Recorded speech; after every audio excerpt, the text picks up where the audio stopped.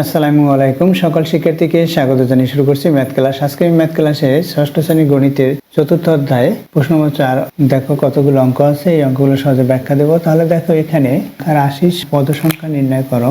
আমরা রাশির পদ সংখ্যা নির্ণয় করব। নম্বর 1 দেওয়া আছে 7xy। এখান থেকে আমরা কি বুঝতে পারি, এই 7xy অর্থাৎ 7 ইন্টু এক্স ওয়াই অর্থাৎ 7 ইন্টু এক্স ইন্টু ওয়াই। দেখো প্রদত্ত রাশিটিতে সহগ সংখ্যা বা সাংখ্যিক সহগ বা সহগ 7। রাশিটি দুইটি চলক রাশি এক্স এবং ওয়াই, অর্থাৎ দুইটি চলক রাশি দ্বারা রাশিটি অর্থাৎ একটি রাশি। এখানে রাশিটির পদ সংখ্যা হচ্ছে একটি। এখানে বলছে পদ সংখ্যা নির্ণয়। রাশিটির পদ সংখ্যা কয়টি? একটি রাশি দ্বারা গঠিত কোনো রাশির পদ সংখ্যা নির্ণয় করতে হলে রাশিগুলোর সমষ্টি বা রাশির সংযুক্ত হয় প্লাস চিহ্ন এবং একটি রাশি থেকে অন্য রাশির পার্থক্য বা বিয়োগ অন্তর সেটা বিয়োগ চিহ্ন দ্বারা প্রকাশ করা হয়। অর্থাৎ যে কোনো রাশির যোগ এবং বিয়োগ বরাবর বা যোগ এবং বিয়োগ এর পরিবর্তে, অর্থাৎ এই যে প্রক্রিয়া চিহ্ন দুইটি বলছি, এর পরিবর্তে যদি কমা চিহ্ন ব্যবহার করা হয় তাহলে রাশিগুলোর কয়টি পদ দ্বারা গঠিত তা পৃথক হয়। যেমন দেখো এখানে 5a plus 7b into x minus 3c division y. বলেছি যে যোগ অর্থাৎ যুক্ত করে দুইটি বা একাধিক রাশিকে যুক্ত করে প্লাস চিহ্ন দ্বারা এবং পার্থক্য নির্ণয় করে মাইনাস চিহ্ন দ্বারা। তাহলে দেখো এখানে যোগ এবং বিয়োগের এই প্রক্রিয়া চিহ্ন দুইটির পরিবর্তে কমা চিহ্ন যদি ব্যবহার করি রাশিটিতে কয়টি পদ? 3টি পদ। অর্থাৎ যোগ এবং বিয়োগের পরিবর্তে যদি কমা চিহ্ন ব্যবহার করি রাশির কয়টি পদ আছে সেটা বের করতে পারবো। আবার প্রত্যেকটি রাশির সাথে যে সহগ সংখ্যা বা সাংখ্যিক সহগ বা সহগ আছে সেটা আমরা দেখেই বলতে পারবো। যেমন যদি একটি এ লিখি, এর সহগ সংখ্যা হচ্ছে 1 উচ্চ আছে।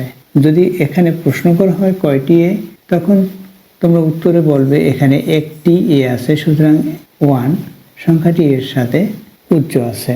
আশা করছি বুঝতে পেরেছো সাংখ্যিক সহগ বা সহগ সংখ্যা কি।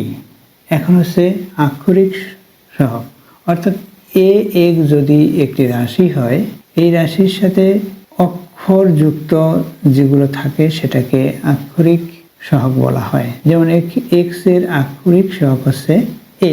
তাহলে দেখো, তাহলে রাশিটির পদ সংখ্যা নির্ণয় করতে বলছে, শুধুমাত্র আমরা পদের সংখ্যা নির্ণয় করব। তাই আমাদের ব্যাখ্যার প্রয়োজন নেই রাশিতে কয়টি পদ আছে সেটা বলবো। দেওয়া আছে রাশিটি এত, রাশিটিতে একটি পদ আছে, অর্থাৎ এক পদ বিশিষ্ট একটি রাশি। তাহলে কি লিখবো? রাশিটিতে একটি পদ আছে, রাশিটিতে একটি পদ আছে। এরপর দেখো নম্বর 2, 2a প্লাস b। এখানে রাশিটির পদের সংখ্যা কয়টি? 2টি। রাশিটিতে 2টি পদ আছে, অর্থাৎ দেখো ইতিপূর্বে বলেছি যে প্লাস অথবা মাইনাস এই চিহ্নের পরিবর্তে যদি কমা চিহ্ন আমরা ব্যবহার করি তখন রাশিটির পদ সংখ্যা নির্ণয় করতে পারি। এখানে দেখো 2টি পদ, তাহলে এত রাশিটিতে 2a প্লাস b রাশিটিতে 2টি পদ আছে। নম্বর 3 দেখো x minus 3y plus 5z। এখানে কম হবে, এখানে কম হবে, অর্থাৎ রাশিটির 3টি পদ আছে। একটি পদ, 2টি পদ, 3টি পদ। তাহলে কি লিখবো? রাশিটিতে পদ আছে। এখন পদগুলো কি কি যদি সেটা বলে তখন পদগুলো লিখবো। পদগুলো এত এত এত এভাবে করে। এখানে 3টি পদ। অবশ্যই তোমরা বুঝতে পেরেছো যে পদগুলো যদি নির্ণয় করতে বলে এখানে শুধু পদের সংখ্যা নির্ণয় করো। পদগুলো কয়টি? 3টি পদ আছে। পদের সংখ্যা পদ 3টি, এভাবে লিখি। পদ 3টি হলো x, 3y ও 5z। এভাবে করে লিখতে হবে। যেমন এই রাশিতে 2টি পদ আছে, পদ 2টি 2a ও b। রাশিতে একটি পদ আছে যা 7xy। এরপর দেখো নম্বর 4 নম্বরে কি এখানে দেওয়া আছে? 5a plus 7b into x minus 3c এখানে ডিভিশন ওয়াই। এটা আমি বলেছি যে এই প্লাসের পরিবর্তে কমা, মাইনাসের পরিবর্তে কমা, অর্থাৎ প্লাস মাইনাস এই দুইটি প্রক্রিয়া চিহ্ন, এই দুইটি প্রক্রিয়া চিহ্ন অর্থাৎ যেটায় যুক্ত করে এবং যেটায় পার্থক্য নির্ণয় করে, এই যুক্ত করলে এবং পার্থক্য নির্ণয় করে যেটা, এই দুইটির পরিবর্তে আমরা কমা চিহ্ন যদি ব্যবহার করি তখন কি পাই? 5a পাই, এটা পাই 7b ইন্টু এক্স পাই এবং 3c ডিভিশন ওয়াই পাই।